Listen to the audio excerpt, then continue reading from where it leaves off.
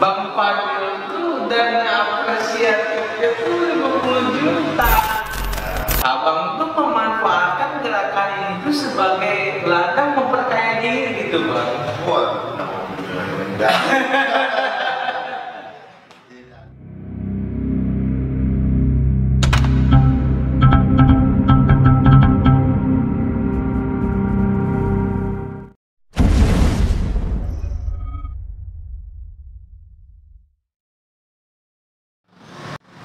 Assalamualaikum Abang Fadil.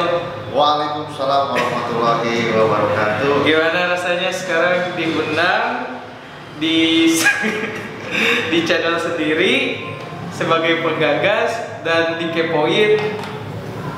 Gimana rasanya? Sebenarnya mah seperti tamu di rumah sendiri. Tahu diri sendiri. Kayak negara kita lah gitu. Jadi masih kena apa namanya menjadi tamu di rumah sendiri. Oke. Bayar pajak, gitu kan. Kalau kita udah enggak, kita karena sudah merdeka. Masya Allah. Oke, gini langsung lah. Abang, gini lah. Ana mau tanya nih. Langsung pertanyaannya to the point. Boleh. Abang ini kan bertanggung jawab akan dua komunitas nih. Tapi community, Bikers Tauhid. Ya. Nah, ini tuh bedanya apa sih bang? Antara Tauhid Community sama Bikers Tauhid itu bedanya apa? Sebetulnya tidak ada perbedaan, mengacu kepada apa namanya sebuah prinsip bahwa ketika apa namanya menentukan sebuah program atau kegiatan itu yang menjadi prinsip kami, beda itu bukan berarti tidak sama, cuma beda dalam hal sikap atau menyikapi. Jadi kalau ditanya persoalan tadi apa bedanya antara biker tauhid dan si tauhid itu sendiri, sebenarnya secara aktivitas dan kegiatan tidak ada apa signifikan yang berbeda. Cuma saya pribadi merancang si tauhid ini lebih ke nanti diarahkannya itu ke konten kreatif atau konten edukatif. Nah kalau si biker tauhid ini nanti lebih ke diarahkannya konten-konten atau kegiatan-kegiatan yang bersifatnya aplikatif di lapangan. Jadi si tauhidnya fokus untuk konten edukatif kayak semacam channel YouTube. Nah kalau si bikernya nanti lebih ke aplikatif di lapangan. Itu saja sih perbedaannya. Oh itu perbedaan antara Bikers dan si Tauhid itu sendiri. Nah, berarti kalau misalkan saya ikutnya Tauhid ya. nah, Berarti saya nggak bisa dong terjun ke lapangan. ya bisa. Katanya tadi nggak bisa. Bisa. Tetap kalau untuk apa namanya kegiatan kita bisa fleksibel. Cuma untuk ranah fokusnya. Nah kalau si tauhid itu fokusnya lebih ke konten edukatif. Kalaupun nanti misalkan Bung Martin ini mau ikut kegiatan ke lapangan kayak nanti akan ada touring, ya itu tergantung nanti mau ikut atau enggak. Silakan itu. Siap. Persoalan. Oke. Ini yang menarik si Bang ya. Masalahnya adalah saya pengen bahas saya lebih menarik tentang Bikers Tauhid ya. Lebih menarik lah untuk pembahasannya. Kalau Tauhidnya oke lah, kita paham betul lah bahwa ini satu gerakan yang Masya Allah luar biasa. Bikersnya ini loh, nama Bikersnya ini loh ya. Bikers ini bang, kalau secara pemikiran saya yang awal, itu kan geng motor ya bang. Geng motor yang menyeramkan gitu, bang. Kenapa harus membalut istilah tauhid dengan hal yang sifatnya menyeramkan seperti geng motor lah anggaplah. Sebetulnya ini menyesuaikan segmen pasar saja. Karena memang kami di tauhid dan sekarang di biker tauhid juga melihat bahwa situasi kondisi yang terjadi di lapangan saat ini ternyata yang menjadi objek dakwah umat Islam itu bukan hanya orang-orang yang berada di majelis Islam saja. Ternyata masih banyak di luar sana yang memang butuh rangkulan dari para aktivis dakwah, dari tokoh-tokoh agama. Nah makanya dibentuklah sebuah komunitas yang bernamakan Biker Tauhid, yaitu menyesuaikan segmen pasar. Tujuannya yaitu tadi untuk merangkul para biker-biker yang dianggap sampah masyarakat atau dianggap meribukan masyarakat. Itulah salah satu bentuk ikhtiar dari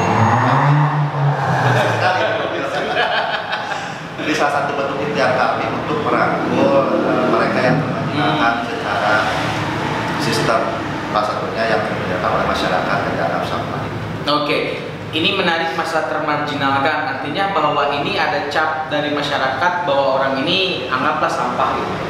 Pertanyaannya gini bang, kalau misalkan ternyata orang yang tadi kata abang termarginalkan itu adalah orang yang memarginalkan dirinya, itu gimana tuh?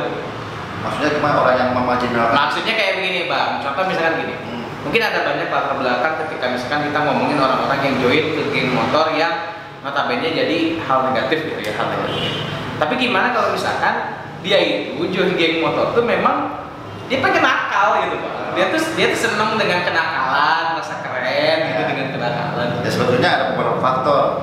Yang pertama bisa jadi memang karena dirinya menganggap perilaku seperti itu adalah keren, ya itu wajar karena memang usia mereka itu masih nenek labil lakinya sudah aman. Wajar. Tapi di samping itu juga ada beberapa faktor yang memang dapat mempengaruhi mereka sehingga mereka terjun ke wilayah situ. Pertama mungkin ada permasalahan di keluarga, terus ada permasalahan di lingkungan juga. Sebetulnya banyak faktornya. Tinggal kita problem solving. Misalkan mau ke mana nih yang mau kita problem solving. Nah itu kita bisa kaji lebih dalam yang menjadi faktor permasalahan mereka berbuat seperti itu seperti apa. Tapi kalau ngomongin tadi termarginalkan oleh dirinya sendiri, ya itu hal yang wajar sebetulnya. Karena memang usia mereka ya masih labil lah, atau dianggap pengalaman spiritualnya belum jauh. Dan itu juga masih ada kaitannya dengan terabaikannya oleh para tokoh-tokoh agama, aktivis dakwah, kaum intelektual yang menganggap mereka sudah final gitu ya. Jahiliyah atau dan sebagainya lainnya. Sehingga mereka pun menghadapi sudah kenapa ya kurang pun merangkul dia kita merangkul menyenangkan diri kan bisa misalkan bisa dicarekan karena ya udah. Oke, menarik. Ini kan yang jadi unik adalah gini bang, Bikers Tauhid ini bukan komunitas dalam bentuk, saya bilang komunitas hijrah ya bang, yang berlandaskan permotoran gitu ya. Ini bukan satu-satunya dan ini bukan yang nomor satu. Maksudnya ini bukan penggagas utama gitu. Yeah. Bukan yang nomor satu. Banyak juga di sana, di luar sana komunitas-komunitas motor yang memang mengcover komunitasnya sebagai komunitas hijrah ala semacam itu. Nah dari Bikers Tauhid sendiri bang ya, itu bedanya sama komunitas-komunitas motor yang hijrah itu apa bedanya? Sebetulnya perbedaannya terletak pada tadi cara menyikapi permasalahan atau dalam berkegiatan atau dalam membuat program. Kalau di luar sana mungkin yang saya lihat ketika mau membuat program atau kegiatan itu ya hampir sama semua gitu. Kayak ada kajian, terus ada santunan anak yatim, terus merayakan perayaan hari besar umat Islam dan sebagainya. Nah kalau kita di Bikers Tauhid tidak seperti itu. Kalau kegiatan seperti itu ya itu kegiatan rutinan. Kita juga ada kajian, itu maksudnya kegiatan atau program rutinan. Jadi kalau mau menentukan program itu harus mengacu pada situasi kondisi yang terjadi.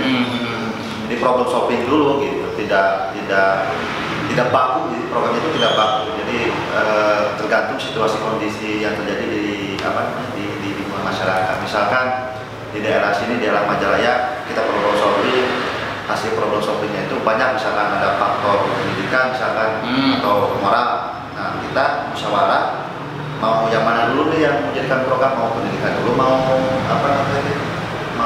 masalah sosial dulu misalkan. Nah baru di situ kita tentuin kegiatan dari program. Contoh misalkan kalau misalkan ada masalah pendidikan ya misalkan, contohnya anggaplah bahwa di sini tuh standar pendidikannya masih rendah lah ya, anggap. Ini contoh saja gitu bang ya. Yang akan Bikers Tauhid lakukan itu seperti apa bang?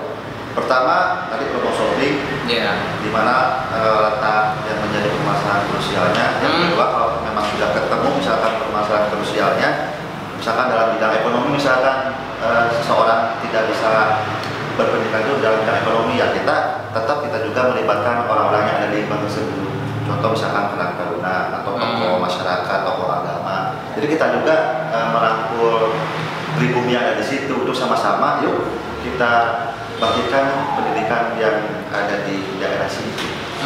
Tadi kan masalahnya ekonomi. Apakah bisa diartikan juga bahwa bikers tahun itu juga bakal ngasih santunan ke orang-orang yang butuh itu? Ya, pasti. Karena kita juga tetap kopi. Lanjut bang. Ya tetap kita juga kalau untuk kegiatan sosial ada santunan ke anak yatim juga. Bahkan ketika nanti ngadain touring ke Raja Buaya juga kita sambil ngasih bantuan donasi buku ke ke rumah baca di daerah Pakendeng. Tetap kita juga melakukan donasi untuk kegiatan sosial untuk memberikan santunan kepada mereka yang membutuhkan. Tapi tidak selalu berupa uang. Tidak. Jadi bisa berupa buku, terus bahan pokok, uang itu sendiri. Oke. Gini bang, ada mindset agak lucu dengan ya orang-orang sekitar lah. Kita tidak saya bukan menuduh bang, tapi ya realitanya memang nyata. Contoh begini bang, abang ini di Bikers Tauhid itu misalkan ingin memberi santunan pendidikan terhadap orang yang membutuhkan.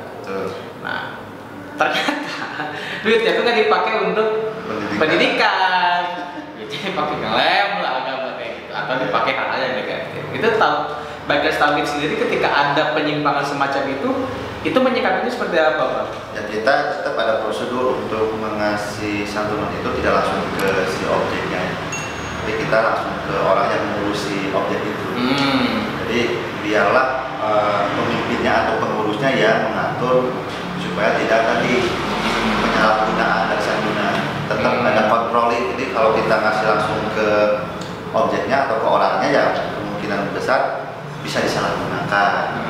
Tapi kalau kita langsung ke orangnya, ke yang mengurusinya, ya mungkin di situ ada aturannya juga untuk tidak langsung dikasih ke orang di manage supaya tadi kita mengurangi penyimpangan dari yang kita kasih.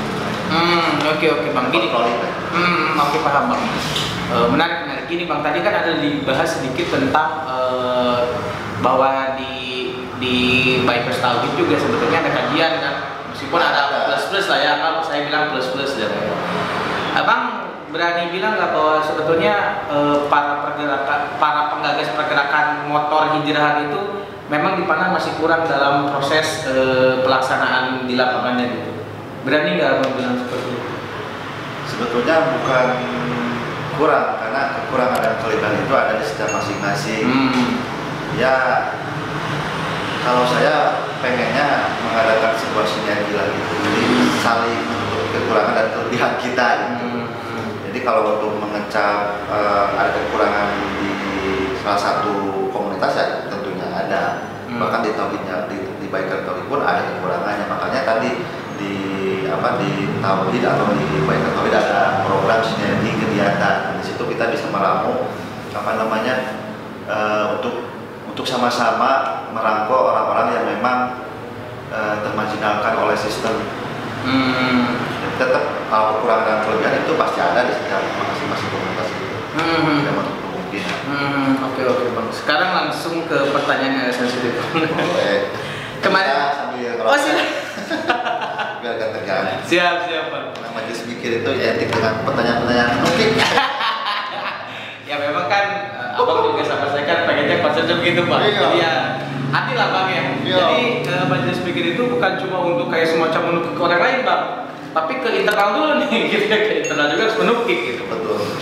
Di video sebelumnya bang kita sedikit menyinggung tentang hijrah dan komersialisasinya bang, tentang industri ini hijrah ini menjadi ladang industri bagi beberapa oknum. Saya tidak bilang semua bang, ada oknum-oknum yang memanfaatkan giroh yang tinggi sebagai upaya memakmurkan dirinya sendiri bang. Nah kalau saya nanya ke abang, Biker Tauhid itu gitu nggak sih bang? Itu dalam artian gimana? Iya maksudnya kayak gini nih, abang contohnya, abang kan sebagai sentral di gerakan bikers gitu ya. Abang tuh memanfaatkan gerakan ini tuh sebagai ladang memperkaya diri gitu bang. Enggak. Tidak ada kepikiran untuk kesana sih. Tetap apa yang kita lakukan apa yang kita minta donasi dari orang yang di luar sana, tetap peruntukannya itu untuk kemaslahatan umat, terutama umat yang memang menjadi segmen biker itu adalah orang-orang yang termarginalkan oleh sistem. Jadi tidak ada untuk memperkaya diri sendiri. Waduh, karena luar biasa itu.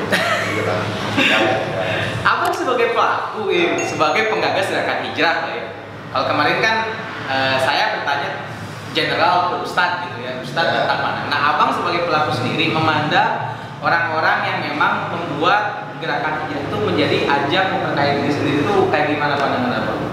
Ya salah.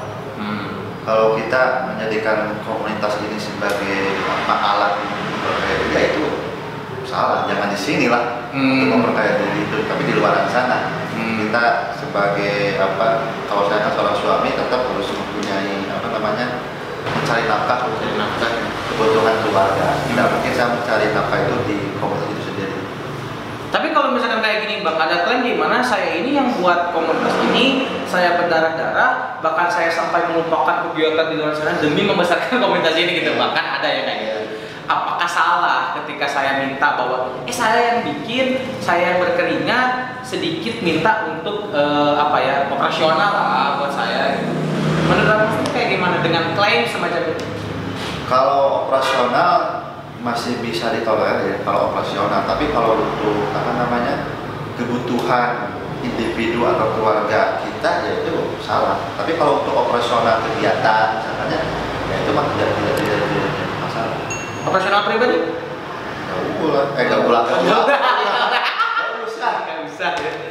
usah. Dan itu suatu hal yang menurut saya pribadi ya itu tidak baik dan salah. Kalau menjadikan si komunitas dijadikan sebagai alat memperkaya diri lah gitu ya, itu suatu hal yang salah. Jadi memang ada porsinya lah gitu ya, untuk menafkahi keluarga atau diri sendiri pada porsinya masing-masing, bukan di komunitas. Tapi kalau berbicara operasional, ya itu memang ada kebutuhannya atau peruntukannya untuk diri. Oke. Jadi abang sendiri sebagai pelaku juga menentang industrialisasi hijrah itu sangat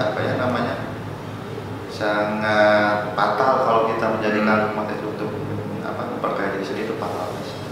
Tapi kan biasanya orang contoh gini bang, kayak begini contoh nih. Kan biasanya masyarakat kita kan senang dengan orang-orang yang memang dia tuh berdakwah untuk kebaikan, istilahnya merubah satu kegiatan buruk menjadi suatu hal yang baik. Ada apresiasi dari masyarakat, ini misalkan ke abang, bang ini kanggo abang ya misalkan gitu ya, sekian juta, abang mau terima apa enggak gitu. Nah ini pernah kealaman saya berkegiatan di daerah Subang, itu diundang untuk sharing kepemudaan. Nah singkat cerita beres sharing dan sebagainya beres, lalu ada seorang tokoh ngasih amplop ke saya, wah ini apa gitu, mau gimana gitu. Ya saya berusaha untuk bijak kan. Dan pada akhirnya sama saya, kalau memang ini ngasih atas apresiasi, ya saya terima kalau apresiasi. Tapi kalau untuk tarif, saya menolak karena saya ketika diundang ataupun isi kegiatan dan tidak mengeluarkan misalkan budget Cibang Badut itu sekian juta, enggak. Karena lillahi ta'ala untuk dakwah ini tidak ada budget yang dikeluarkan harus sekian. Tidak ada. Luar biasa ya bang. Jadi abang ini bukan sombong ya. Kenyataannya seperti itu. Saya tidak mengeluarkan budget sepeser pun untuk berdakwah. Tapi kalau memang ada orang yang mau mengapresiasi, ya saya terima, dan itu pun saya tidak ambil semuanya. Saya juga infakkan atau sedekahkan ke komunitas saya sendiri. Itu kegiatan si komunitas itu sendiri. Masya Allah bang, luar biasa. Sekarang ini lagi bang, ngobrol lagi bang ya, tentang saya tuh tadi baru ngeh gitu bang ya tentang komunitas hijrahan yang sama dalam satu atap tapi beda. Nah, abang sebagai founder, banyak ya bang founder-founder di luar sana ya yang memang dia bikin satu gerakan hijrah yang akhirnya punya cabang-cabang, kayak gitu ya. Padahal sama-sama aja, intinya sama-sama aja. Nah, saya mau tanya ke abang, Bang dari orang-orang semacam itu dengan misalkan bikin semakin banyak gerakan, semakin haus atensi gitu Bang, biar famous gitu, biar terkenal gitu. Ya kalau memang tujuannya tadi untuk terkenal dan sebagainya, ya itu saya mengecam itu perbuatan yang salah. Kalau apa namanya membuat suatu komunitas terus tujuannya untuk salah satunya atau tadi memperkaya diri, atau yang kedua tadi Biar famous gitu ya. eksistensinya itu satu hal yang fatal. Jadi sih apa namanya? Jadi tujuan dari dakwahnya itu nggak ada. Nah, itu ya eksistensinya yang muncul. Jadi saya sangat mengecam untuk apa namanya para komunitas-komunitas yang bertujuan untuk memperkaya diri dan untuk apa tadi Famous lah, terkenal. Berarti abang nggak keberatan dong kalaupun juga abang misalkan keluar kota dan semuanya, tapi tauhid community ini atau Bikers Tauhid itu tetap kerdil secara normal gitu. Betul, memang faktanya si tauhid community kan yang awal itu tauhid community. Kalau Biker baru-baru sekarang.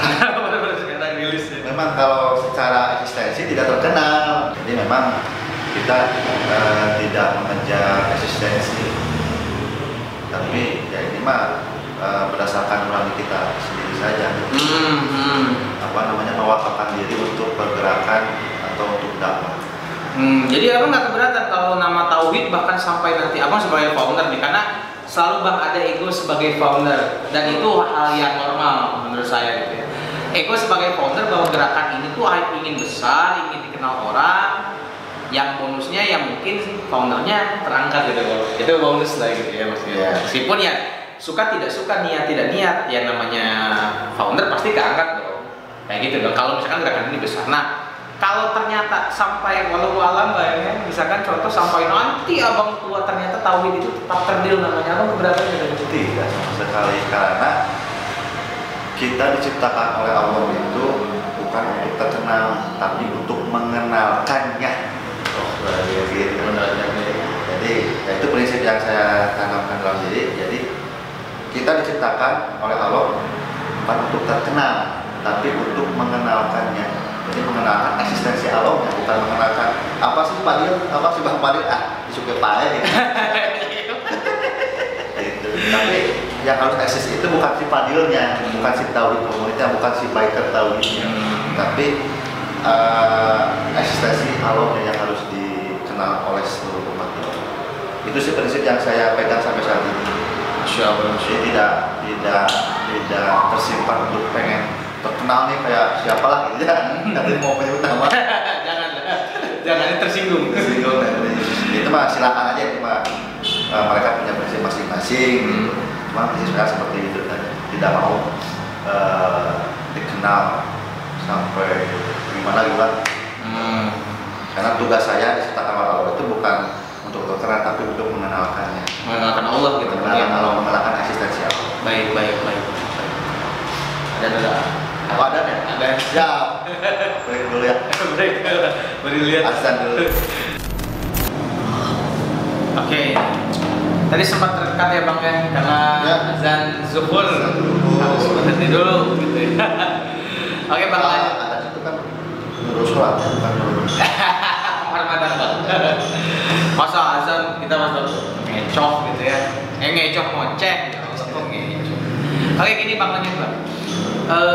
Bikers Tauhid ini komunitas motor. Biasanya komunitas motor tuh ada prestige tipe-tipe motor Bang. Nih kalau mau Bikers Tauhid ini Bang, kalau kita pengen join, kita harus punya motor apa Bang? Sebetulnya mah tidak terpaku pada merek motor ya. Bahkan tidak punya motor pun tidak jadi persoalan. Kalau mau gabung ya ayo gabung aja, karena tujuannya bukan untuk merangkul orang-orang yang punya motor sebetulnya atau motor tertentu. Tujuannya untuk dakwah. Jadi mau punya motor atau tidak punya motor, kalau punya kretek Getaran atau ya kalau punya getaran untuk dakwah orang-orang yang termarginalkan, ya ayo gabung. Tidak ada syarat-syarat ketentuan. Yang penting ada keretan tadi, getaran, ya ayo gabung.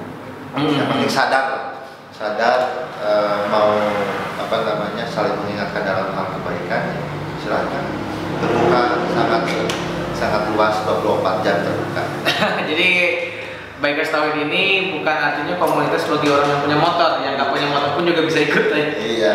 Apalagi motor-motor yang merek-merek tertentu gitu, nggak juga gitu. Apa namanya tidak terpaku sama istilah nama biker. Cuma hanya sebuah nama saja. Karena tujuannya bukan untuk Pak Abdul motor gitu ya. Itu bukan untuk narsis motor apapun. Tujuannya untuk dakwah. Betul. Oke bang, menarik bang. Ini agak beda dengan bahasan kita dari tentang bikers bang. Penasaran aja sih bang, pandangan abang bagi orang yang memang terjun dalam dunia membentuk satu kelompok, anggaplah kelompok pengajian lah, kelompok hijrah lah kalau sekarang. Dulu mah kan kelompok pengajian bang, nggak ada kelompok hijrah itu nggak ada, kelompok pengajian lah ya. Tentang kalau misalkan melakukan kajian gitu bang ya. Itu suka ada siapkan infak terbaik. Itu gimana pandangan abang? Siapkan infak terbaik. Boleh nggak sih bang setiap kajian itu? Ya itu sih dikembalikan lagi kepada masing-masing sebetulnya. Mau pakai itu silakan, mau persoalan. Cuman alangkah lebih baiknya bukan siapkan infak terbaik kalian, tapi siapkan iman terbaik kalian. Itu sih. Kenapa iman terbaik bang? Karena ya harus dengan iman yang dipersiapkan ketika mau menuju sebuah majelis ta'lim atau majelis ilmu atau majelis pikir. Tetap yang harus dipersiapkan itu iman dulu. Kalau untuk persoalan infak ataupun sedekah ya itu mah nggak perlu dipublis lah ya. Silakan itu mah diatur masing-masing sesuai keimanannya. Jadi angka baiknya kalau bersama ketika di pamflet itu ya siapkan iman terbaik kalian. Jadi bukan siapkan iman terbaik kalian. Terkesan gimana gitu. Sentimentalnya duit gitu bang. Itu jadi seakan-akan berbayar. Gitu. Itu masyarakat cuma tergantung orang yang di luar sana mau seperti apa. Cuman kalau menurut saya pribadi alangkah lebih baiknya kalau di pamflet itu siapkan iman terbaik kalian, bukan siapkan iman terbaik kalian. Mau apa itu mah nggak perlu dipublis, silakan cuma tergantung keimanannya. Kan mau kecil mau banyak kan bukan itunya yang dinilai oleh itu, tapi keimanannya. Kalau besar ya kalau kita kasih infak besar tapi keimanannya tapi tidak dibalik dengan keimanan ya nih. Tapi soalnya ini gini bang, selalu ada koneksi gitu antara pengelolaan infak dan kajian gitu bang. Dalam artian hampir sih kebanyakan juga poster yang saya lihat juga ada yang kayak gitu loh bang. Nah kalau misalkan contoh nih bang, pendakwah tuh bisa nggak sih dibayar menurut abang sendiri? Misalkan contoh Ustaz Anu ya tadi ya abang kan bilang kalau sifatnya gaji, abang menolak, tapi sifatnya apresiatif, abang terima. Tapi dana apresiatifnya itu 50 juta. 50 juta dana apresiatif. Dan itu teh setiap kali abang ceramah dana apresiatifnya namanya dana apresiatif gitu bang. 50 juta. Itu udah standar gitu loh. Dan orang tuh kadang seperti kayak contoh saya undang abang di komunitas saya gitu ya. Aduh, Bang Fadil tuh dana apresiatifnya tuh 50 juta. Nah itu kayak gimana tuh? Sampai ada kayak begitu. Meskipun si ustadznya nggak ngeklaim sih. Ustadznya nggak bilang bahwa saya tidak digaji, maksudnya saya tidak matok gaji dan sebagainya gitu loh bang. Tapi sudah ada standarisasi gitu. Tapi mereka yang mengundang tahu budgeting bahwa si Bang Fadil itu 50 juta dari mana? Ya maksudnya kan nama besar gitu kan gitu. Melihat background gitu. Terus yang jadi persoalannya apa? Jadi persoalannya adalah apakah boleh kayak gitu? Boleh. Kalau masalah boleh dan tidak mah ya tergantung kita dalam menyikapinya. Kalau saya pribadi sih kalau memang misalkan ada yang ngasih aspirasi apa? Dana apresiasi. Apresiasi. Kembali ke saya. Ya kalau saya mah tetap tidak mungkin diambil semuanya. Pasti saya akan infakkan atau sedekahkan ke komunitas itu sendiri untuk keberlangsungan program atau kegiatan itu sendiri. Karena bagi saya uang segitu banyak mau diapain? Dia bisa pakai belanja bang? Ya bisa. Apa sih gitu? Tapi lebih bermanfaat untuk keberlangsungan program yang kita jalankan, terutama dalam hal dakwah. Karena dakwah itu ya tetap harus punya apa namanya dana ya. Ada operasional atau kita itu boleh-boleh aja gitu. Maksudnya kalau operasional, tapi kalau untuk tadi apa namanya memperkaya diri ya itu yang salah untuk memperkaya diri. Ya kalau memang ada yang bisa segitu terus dimakan sendiri ya itu mangga itu mah gitu. Kalau saya pribadi nggak mungkin saya jamin semuanya, pasti saya akan mengeluarkan haknya dan harta itu. Pasti kan ada hak orang lain dan harta itu. Nggak semuanya oleh saya dimakan. Berupa atau sudah. Iya betul. Luar biasa Bang ya, tadi maksudnya meskipun agak nggak nyambung, cuma saya agak penasaran aja gitu Bang. Cuma terlintas aja gitu tentang karena bukan sih, saya selalu khawatir dengan adanya orang oknum ya yang memanfaatkan gerakan baik ini menjadi suatu hal yang sifatnya jadi keuntungan diri sendiri gitu Bang. Itu kan baik dalam skala tradisional Bang, dalam artian skala tradisional itu yang kayak semacam ya pengajian kampung, atau misalkan skala-skala modern yang udah misalkan contoh kajiannya di masjid mall gitu, atau misalkan sampai ke streaming YouTube dan sebagainya gitu Bang. Itu sih yang saya jadi khawatirkan. Lanjut Bang, tentang Bikers Tauhid, dan khususnya tadi saya menggarisbawahi bahwa Bikers Tauhid ini dibentuk untuk istilahnya mah bentuk kepedulian terhadap orang-orang yang sifatnya terbuang oleh masyarakat. Khususnya di sini saya sih garis bawahi kayaknya kalau orang-orang tua sih kayaknya enggak lah ya, anak muda lah ya saya bilang. Menurut Abang sendiri anak muda di Bandung atau lebih khususnya di Indonesia gitu Bang, tentang apa ya, giroh beragamanya sendiri itu seperti apa Bang? Girohnya itu hanya sebatas ritus saja. Itu pun ritus juga masih terbagi-bagi klasifikasinya. Girohnya hanya sebatas itu gitu. Adapun tahun-tahun kebelakang kan booming gerakan hijrah ya. Ya saya kira itu hanya sebatas hijrah kultural saja. Bukan menuju kepada hijrah struktural. Jadi segitu standarnya itu, girohnya itu hanya sebatas ritus. Kalau dalam peribadatan, kalau dalam gerakan, ya hijrahnya pun hanya sebatas hijrah kultural saja, yang tadinya mabok ya tidak mabok. Maka kan kalau merujuk kepada sunnah ataupun sejarah, jadi ada dua gitu. Ada hijrah kultural, ada hijrah struktural. Kalau hijrah kultural itu ya kayak tadi, kayak dari mabok jadi tidak mabok. Kalau struktural itu kalau menurut pada sejarah, yang tadinya kultur Mekah adanya sebuah struktur Madinah. Itu kayak gimana tuh Bang? Maksudnya lebih spesifiknya kultur Mekah, kultur Madinah itu kayak gimana coba? Ya kalau kultur Mekah waktu dulu kan jahiliyah, ya masih belum ada sebuah cahaya nah, ketika diutus seorang nabi Rasul, maka itu ada sebuah pergerakan dan itu menuju kepada hijrah struktural yang mana bisa mengatur semua umat manusia pada waktu itu untuk taat kepada Allah SWT. Bisa diartikan nggak kalau hijrah struktural itu adalah hijrah yang sifatnya sistematis, sistem yang berhijrah gitu? Betul, bisa ke arah sana. Jadi hijrah struktural itu artinya sebuah aturan yang mengatur sesuai fitrahnya manusia itu sendiri. Kalau hijrah kultural ya seperti yang booming di Indonesia, ya hanya sebatas itu aja, ritus gitu, pembenahan moral akhlak, tidak ada arah atau tujuan untuk menuju ke hijrah struktural. Karena kan segala persoalan yang terjadi di bawah itu adalah dampak sistem sebetulnya kalau saya lihat. Tapi apakah salah Bang? Apakah salah ketika kita ngajarin moral baik kepada orang-orang yang memang dia bermoral buruk? Tidak. Maksudnya kan tadi kan hijrah struktural itu adalah hijrah yang sifatnya kayak ya pengajaran akhlak, moral. Tapi apakah salah Bang kalau misalkan kita ngajarin mereka kayak begitu? Tidak salah. kita ngajarin hijrah struktural, kultural tidak masalah.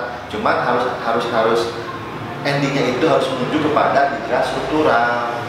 Ending dari pergerakan hijrah kultural itu harus menuju kepada lahirnya sebuah tatanan kehidupan yang mampu mengatur umat manusia sesuai dengan aturan fitrah manusia itu sendiri. Kalau prosesnya dari kultural dulu baru menuju ke struktural itu. Tapi kalau ngagulung di kultural unggul ya gak ada dampak apapun ya ini gitu. Kalau menurut saya pribadi, karena esensi dari hijrah kultural itu harus lahir hijrah struktural. Tapi bukannya secara bahasa hijrah itu cuma berpindah ya Bang? Betul. Terus kenapa sekarang istilah hijrah dipakai, bukan tobat? Kan sekarang gitu. Itu framing mereka yang membuat seperti itu, sehingga pergeseran makna gitu. Kenapa nggak bukan tobat dan tobat?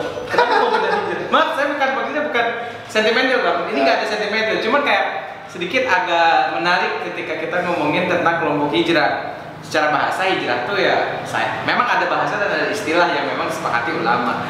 Cuma saya secara bahasa gitu, hijrah kan berpindah. Misalkan Nabi dari Makkah berhijrah ke Madinah. Artinya Nabi berpindah dari Makkah ke Madinah secara geografis gitu. Abang misalkan dari Bandung ke Majalaya itu kan hijrah juga. Kalau tobat kan bentuk repenting, jadi kayak penyesalan, ingin berbuat baik, menyesal dengan kesalahan-kesalahan. Pertanyaannya kenapa tidak ada pemuda tobat gitu Bang? Kenapa populernya pemuda hijrah? Mungkin dari segi nama lebih keren. Mungkin itu juga. Yang kedua, kalau tobat itu saya kira konsekuensinya berat. Kayak gimana tuh? Karena tobat itu dari yang saya ketahui dari asal kata tabah ya tubuh taubatan, kalau nggak salah mau dikoreksinya para ustaz. Si salah abdi gitu. Kalau nggak salah seperti itu, tabah ya tubuh taubatan, artinya itu kembali. Kalau nggak salah, jadi memang konsekuensi ketika seorang bertobat itu jangan kembali lagi ke perbuatan yang pernah dibuat. Itu konsekuensinya sangat berat sih. Berarti kalau hijrah boleh balik lagi dong kayak dulu. Ya kan mana hijrah kemarin ketika misalkan saya di sejarah Majalaya ada kemungkinan balik lagi ke sejarah. Mungkin kan? Nah, itu hijrah juga. Mungkin seperti itu konsekuensinya yang dipertimbangkan karena kalau tobat itu berat. Kita tidak bisa kembali lagi. Makanya ada istilah tobat sambal panen lagi.